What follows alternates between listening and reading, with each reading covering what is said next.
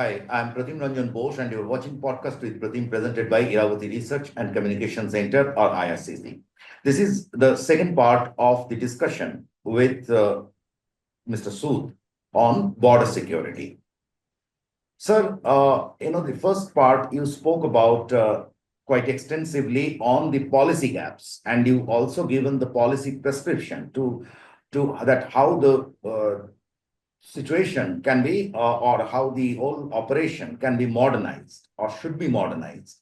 It seems that there is a kind of a gap in the planning situation.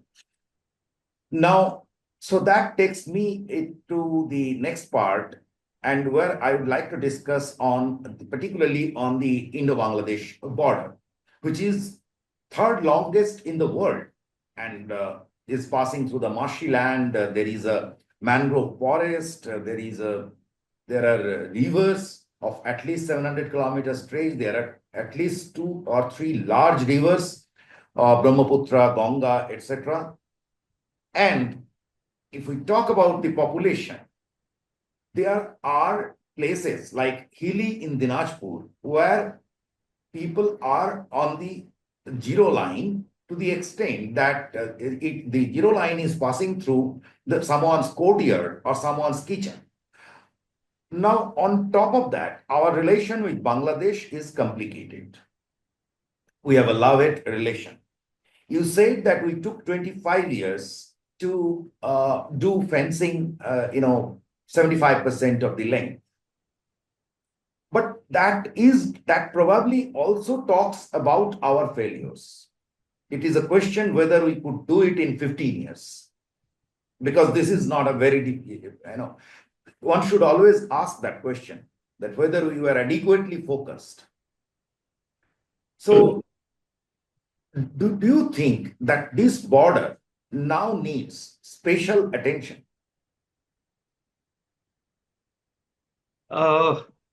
Yes, as a as a policy thought process, in my view, uh, we have always been giving more preference to India-Pakistan border rather than to the borders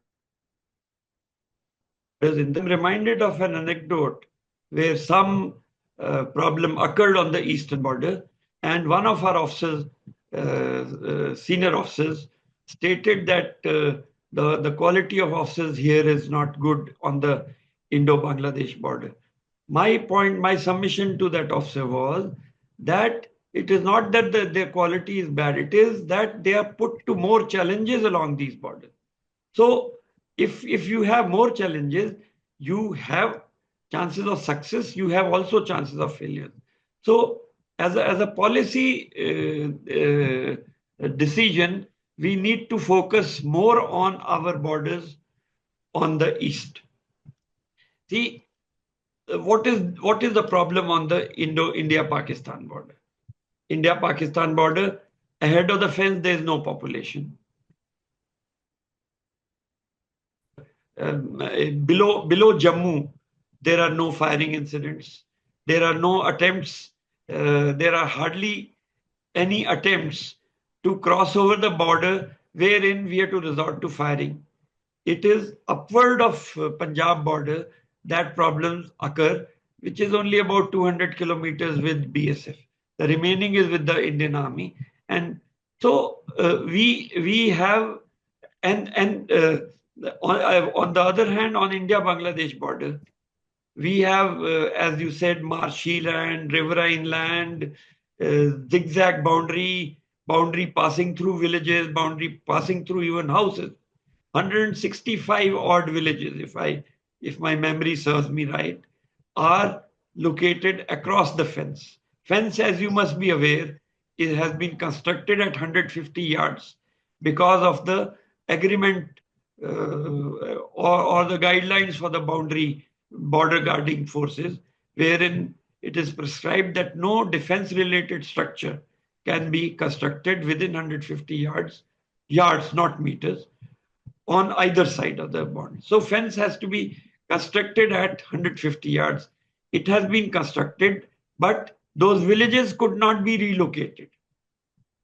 Perhaps because, as you know, the population density on the east, especially in West Bengal, I know the national average. So there is no land available. There it is not possible for the villages to be relocated anywhere else because of paucity of land, and because of paucity of land, the cost of land also is too much. So all those issues are there, and therefore we need to focus more on. And then what happens is, if there is any internal security duty, election duties, a lot of force is withdrawn from the eastern borders in particular and sent across for election. See, if my information is a unit which is supposed to guard the border with 6 companies, was left with barely 3 companies during the elections held last year. So the population density goes down drastically. The borders then are very thinly held, and therefore they are prone to different kinds of trans-border crimes, and also illegal entry and exit. So we need to focus more on the eastern borders, not only because we now have a sort of inimical neighbor, a neighbor which was so far friendly, turning into an inimical neighbor, likely to turn into an inimical neighbor, but also as a general matter of policy, we need to focus more. We need to, and then we have constructed the the weather conditions in the east are so that the fence deteriorates very fast. Yeah, it's And high therefore rainfall. High it has to rainfall. be replaced. Yeah. So the to answer the question that you asked initially, whether we could have done it earlier, probably, if we had more resources. See, resource allocation also is important. If you allow me to interject, I'll ask Yes. you about the kind of resource you are allocated with. I mean, that tells you the story, whether the government wants it in a mission mode. Second, I don't believe, or I do believe that this population and things that you are referring to, they are problems for sure, but they have also become an excuse for not doing, right? Not giving enough push. Because the same government goes and gets it done when it feels the importance. So it's all about a focus. And the third thing is, suppose take the reference, I'm sure you visited Hilly. So take the reference of that town. Now, when the zero line is passing through someone's courtyard, you don't have to relocate the entire village. You will relocate that person, throw triple the money to him. What else? So I think that was doable. That much was doable, so that the force gets a clear view of the border. But do you think that I have some valid points over here? I don't know. You may have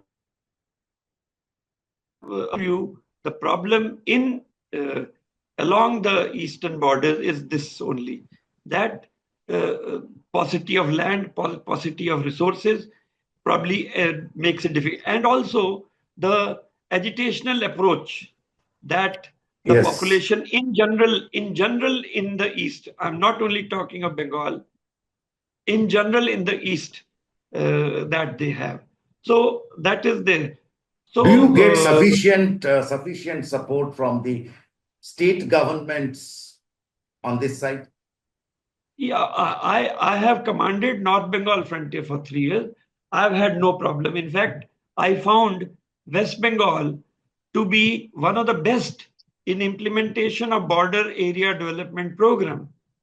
They see we BSF has only a very small percentage of the BADP funds directly allotted to us, where most of the funds are required to be sort of spent by the state government. But in the case of West Bengal, I know of a case where bridge was to be constructed near the international border. The DM asked us, and we constructed the bridge using our own engineering branch. So I can, my experience of 3 years in West Bengal says that there is no disharmony between the West Bengal government and the border security. That was in which year, sir? I was 2012 to 15. Okay. The same government, the same government. Okay.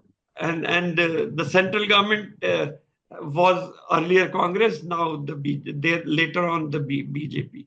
So there was never such a problem. Yes, there are localized issues. Some commandant may not pull on well with the SP. That happens. So those things happen. Now resources. To give you an example, I do not remember the exact figure, but the recent budget for border management, I think for 15,000 kilometers of land borders and 7,000, work that out, it comes to barely about 2 or 3 crores per kilometer. And what is that? What kind of infrastructure then can be created? This includes all the borders. My figures may not be correct. I have to recheck those figures, but then it is very, very minimal, the allotment of budget, whereas the border security forces are deployed round the clock. We need more infrastructure. We need to construct BOPs. We need to construct border roads. So border security force, you mean to say that, yeah, I get it, that in terms of military, so they have a different approach to things. They don't have to, manage so many people and 24/7 basis. But you have a different approach. So you need more money to ensure that security. That is what probably you are saying, right?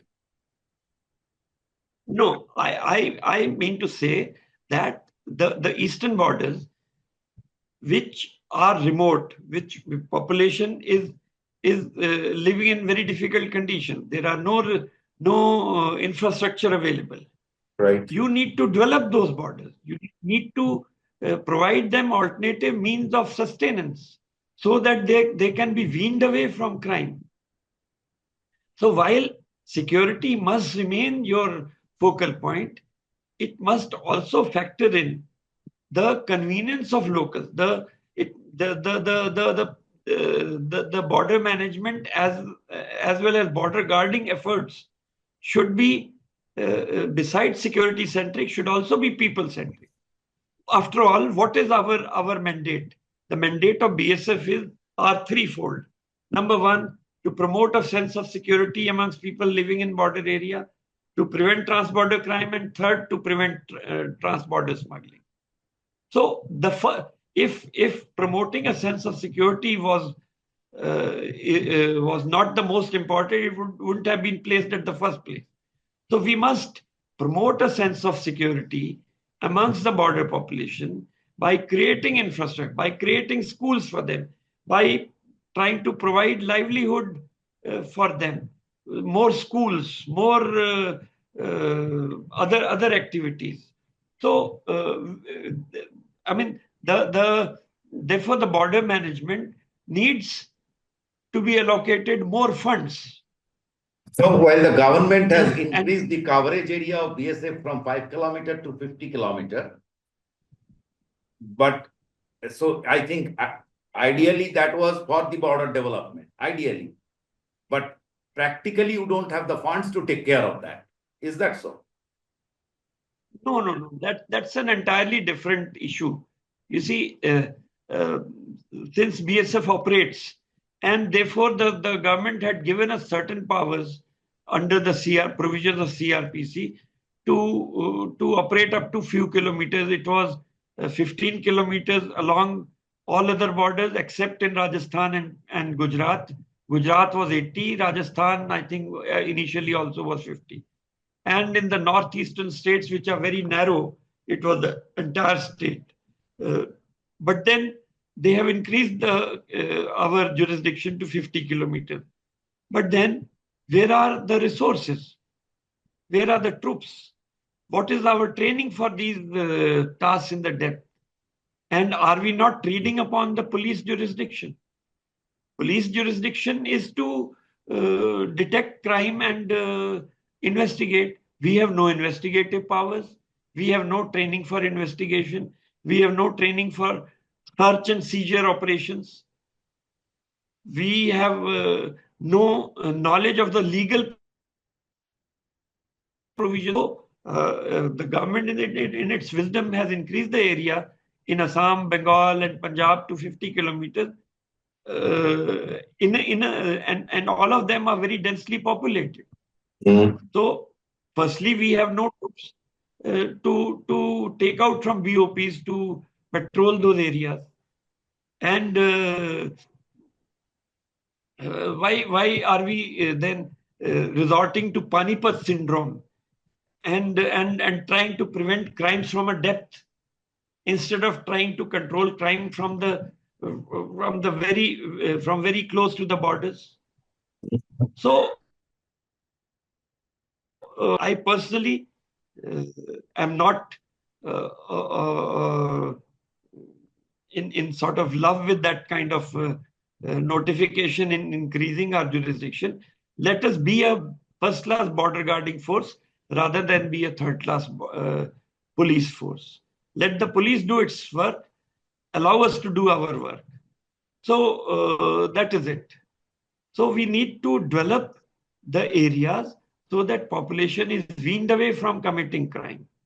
And we also need to ensure, since we cannot ensure 24-hour surveillance over the borders located ahead of the fence, therefore, we need to equip the border guards located at the gates with certain technical technology to the genuineness of the documents of those villages. The villagers who are trying to come to the rear for their work, for their service, for some other work.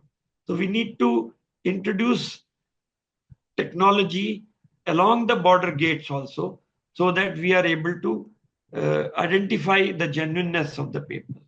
And we also need to ensure that the troops are not withdrawn too frequently. I can understand Lok Sabha and Vidhan Sabha elections, but then troops are withdrawn also for Panchayat election.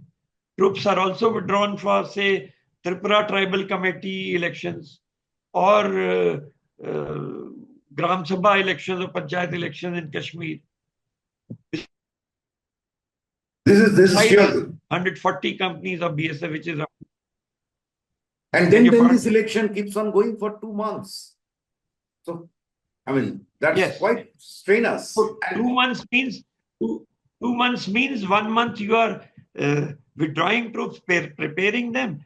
2 months they are deployed there. 1 month then they come back. So this not only disrupts the border population operation, this also impacts the human resource management. See, they cannot be put through training. They cannot be put through promotion courses. So training is getting disrupted. Their promotional avenues are getting disrupted. All kinds of problems are happening. So this is what is required to be done. We need to give more focus on the eastern borders, irrespective whether we have a friendly or inimical Bangladesh border. We need to give more focus there. Okay. Sir, a particular, now you said about the porosity now, apart from the demographic and etc. issues, the geography is also extremely difficult, like the chores, there is there are even cases like, as I have seen, I have traveled extensively on the border, and I saw that, say, for example, Feni River in Tripura, it's an extremely narrow river. And then Sonai in North 24 Parganas, and the Zero Line is passing through the middle, and anyone can actually swim across those rivers.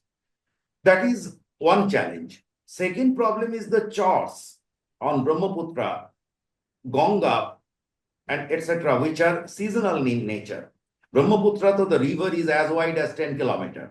And the chores, how can you monitor the chores at night? And recently, this incident in Murshidabad, there has been huge violence. And it is, they are blaming infiltrators from Bangladesh to have done that. Now, theoretically, that's possible. That area, Dhulian, is next to this chores. There is this Ganga is close there. It's close to the border. And theoretically, it's possible. So how to solve this? I mean, 77 years of independence is over. So it is time to solve. It is time to put money and get things resolved for once. How can we do that? You see, this land boundary agreement, which was originally initiated in 1974 between Indira Gandhi and Mr. Mujibur Rahman, finally got signed in 2015. So it has solved to a great extent the border problems that were with Bangladesh. So riverine border, which was supposed to go along the deepest channel of the river, is also now fixed. So charlands, wherever they are emanating, will now remain with the respective countries before their emergence or after their getting drowned again, because now they are fixed boundaries. The rivers fixed boundaries have been indicated with the help of reference pillars. If I get into too much of technicalities, so that problem has now been solved. Now, insofar as riverine borders in Brahmaputra and in the south of the landmass in the Bay of Bengal is concerned, and in other areas also, is dominated by the water wing of Border Security Force. So we have floating BOPs in these begun. From these floating BOPs, the smaller boats, they are sent out for patrolling those areas. So this is how that area is dominated. And we also have... Are you adequately manned or equipped? Are you adequately manned or equipped technically? Yeah, insofar as water wing is concerned, they are adequately manned, and we are also introducing technology in that area. In Brahmaputra, for example, there's a 62 kilometers long system called CIBMS, Comprehensive Integrated Border Management System. So, which is a surveillance system consisting of various components of technology: cameras, lights, underwater cameras, overhead cameras, and so on and so forth. So this has been tested, and now they are being indigenized. Similar thing is being done, has been done in two area sector, and they are now being indigenized, and perhaps in another 5-10 years we'll have the complete border under technical surveillance through these systems. So that is how we are tackling this. Okay. Yeah, I'm sure if there is a focus, then there are solutions. But probably, as you said, that there was not focus, or unfortunately, so unless and until someone fires from the other side, we don't take them seriously, probably. So thanks for giving time, sir. It was nice talking to you. Thank you. Thank you very much. In fact, the border management is a topic very little known in the country. People talk of defense services, but people don't talk of border security forces. So it's a good put this particular thing into focus.